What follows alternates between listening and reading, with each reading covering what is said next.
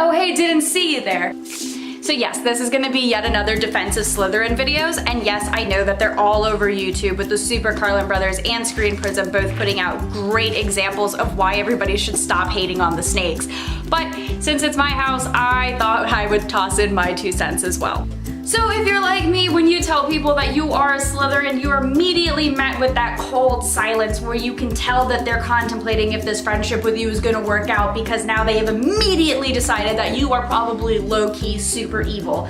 But that's not really a fair assessment of Slytherins. We have so many other more positive traits. We're ambitious, we're prideful, we can be strong and brave just like Gryffindor, but instead of the lions who decide to leap before they look, we actually think out the situation and go into any kind of dangerous or difficult task with a plan in mind because we plan on being successful, because that is a driving force of the Slytherin. We like tactics and practicality and strategics, and we will do whatever we need to win. It's a positive characteristic that everybody just overlooks because they just assume that if you're a Slytherin, you're like a Malfoy and you're gonna cower in fear of any kind of dangerous situation, when in fact, you could totally be a Snape and be outthinking everybody by like 10 steps and just come out on top. Although he died, but he died for the greater good, which by the way, another good trait. He died for the greater good, unlike Peter Pettigrew, who was a Gryffindor who betrayed his best friends, caused their death, and then framed another for murder and got him imprisoned in Azkaban for 12 years. Another thing people attribute to Slytherin House is being cold and emotionless, but that couldn't be further from the truth.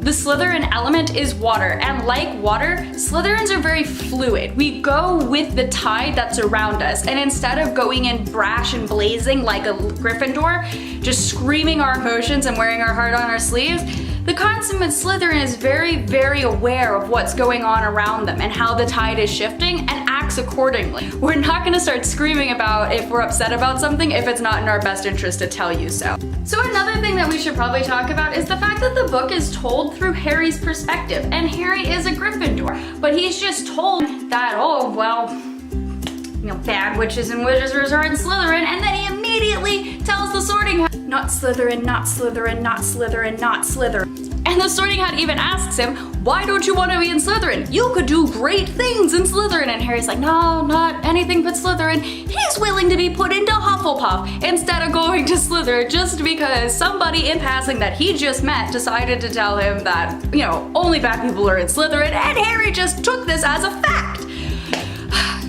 Sorry, I get very riled up about this. So with all that in mind, let's remember that Harry is the main character, he's the protagonist, he's the focus of the story, and everything's pretty much told through his perspective, and he has a biased Slytherin perspective. He is not gonna be down with Slytherin. He thinks that they're all awful, and the only examples that were really given throughout the books of Slytherins are obviously the Malfoys, who are all like the worst, and Snape, who Harry thinks is the worst, and even when being told by Dumbledore multiple times that like, don't worry, I trust Severus, Harry is still like, no, I know you've known him for like 20 years, but I hate him and I'm probably right. And then like, what happens at the end? Oh, whoa, Harry, Snape saves the day, you're welcome. All right, so I'll get off my soapbox and just end with saying that Slytherins have a lot of great qualities. Sure, they produce some evil wizards, but you know, so do Gryffindor and Ravenclaw. Hello, Peter Pettigrew and Quirinus Quirrell, we're looking right at you, Gryffindors and Ravenclaws, you're up there with us. So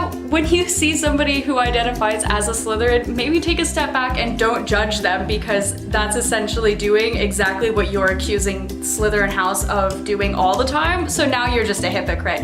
But other than that, just remember that people in Slytherin, yes, they have some bad eggs, but they also produce some of the greatest wizards around. Remember that Merlin was considered a Slytherin in Harry Potter lore, and Severus Snape was, as Harry put it, the bravest man he's ever known. So in conclusion, if you like people like Iron Man / Tony Stark, Bruce Wayne / Batman, or the Underwoods from House of Cards, but you still hate on Slytherins, you're a hypocrite because they're also Slytherins. Alright, so if you want more Harry Potter content, I'm going to be doing some theories, and I will, of course, get back on my Slytherin soapbox. But if you like this and you want to see more content like this, more bookish talk, more Harry Potter discussions and theories, more book reviews, or NaNoWriMo vlogs as November continues, you can go ahead and click the subscribe button down below.